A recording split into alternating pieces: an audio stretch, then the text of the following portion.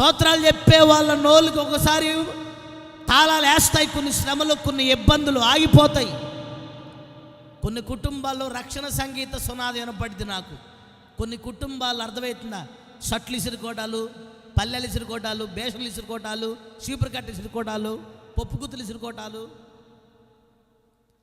కొన్ని కుటుంబాల్లో స్తుతి ఉండదు, ఎందుకంటే తాళం వేశాడు సాతాను గాడు. అక్కడ ఎక్కడ కూడా తాళం వేశాడా లేదా?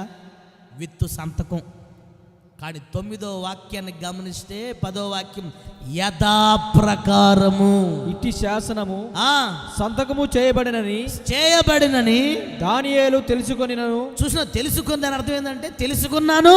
అతడు తన ఇంటికి వెళ్ళి యథాప్రకారము, అది నోట్ చేసుకోవాలి మీరు, యథాప్రకారముగా అనండి ఆ పదం గట్టిగా. అంటే దాని అర్థం ఏంది? ఎప్పుడెప్పుడు ఉందో ఆయన చూడాలి మీరు. కంటిన్యూ.